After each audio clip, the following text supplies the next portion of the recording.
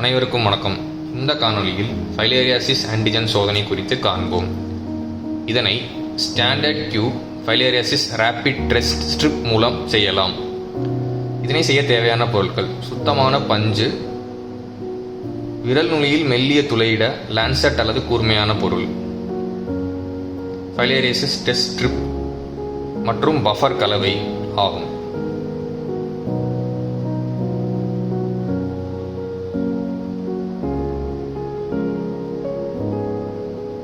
இதில் C எனப்படுவது control line, T எனப்படுவது டெஸ்ட் லைன் என பொறிக்கப்பட்டிருக்கும். பொதுவாக யானைக்கால் நோய் இரவு நேரத்தில் பரிசோதனை செய்யப்படும். ஆனால் இந்த சோதனை நாளில் எப்பொழுது வேண்டுமானாலும் செய்யலாம். செய்முறை: மருத்துவ பணியாளர் முதலில் நபரின் விரல் ஸ்பிரிட்டை பயன்படுத்தி சுத்தம் செய்ய வேண்டும். பின்னர் கூர்மையான ஊசியை கொண்டு விரலின் நுனியை மெல்லிய துளையிட வேண்டும். துளையிட்ட பின் சிறு துளிகள் இரத்தத்தை பெற வேண்டும். சேகரிக்கப்பட்ட இரத்தத்தை அந்த டெஸ்ட் ஸ்ட்ரிப்பில் இட வேண்டும்.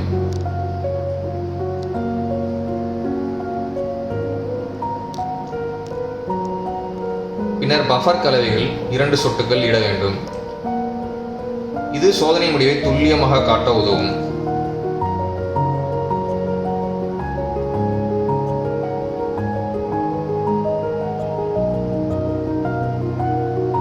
இந்த சோதனை முடிவு 10 முதல் 15 நிமிடங்களில் தெரிய வரும்.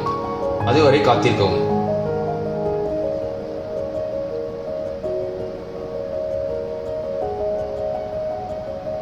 காத்திருக்கும் பொழுது இந்த ஸ்ட்ரிப்பை அசையாமல் பார்த்துக் கொள்வது நலம்.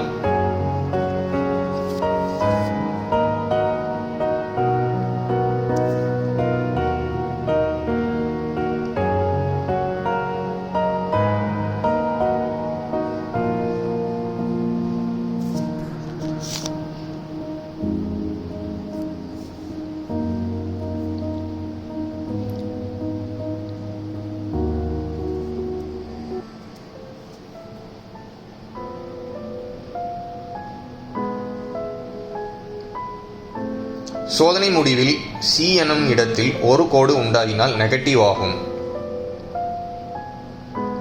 இந்த சோதனை இரத்தத்தில் எந்த ஒரு ஃபைலேரியாசிஸ் ஆன்டிஜன் இல்லை என அர்த்தமாகும்.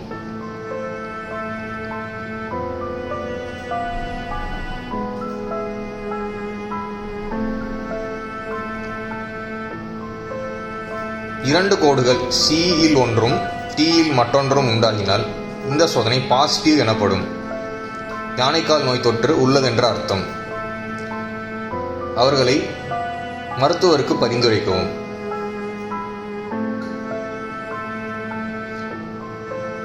மேலும் இரண்டாவது கோடு மெல்லியதாக உண்டாகினாலும் அதனை பாசிட்டிவ் எனவே கருதவும்.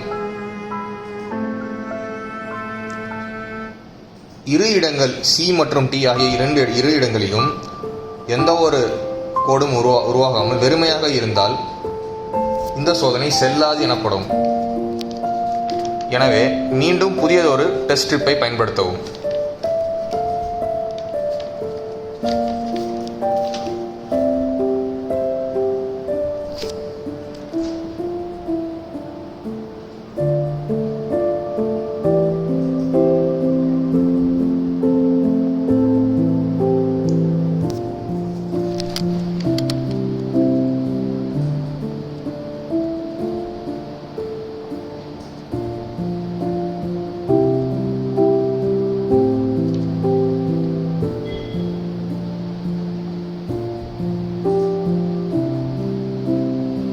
இந்த எளிமையான சோதனை மூலம் யானைக்கால் நோயை தீவிரமடையும் முன் விரைவாக கண்டறியலாம். இந்த சோதனை விரைவான, பாதுகாப்பான, நம்பகத்தன்மையான சோதனையாகும். நாம் அனைவரும் ஒன்றிணைந்து யானைக்கால் நோய் இல்லாத சமுதாயத்தை உண்டாக்குவோம். நன்றி.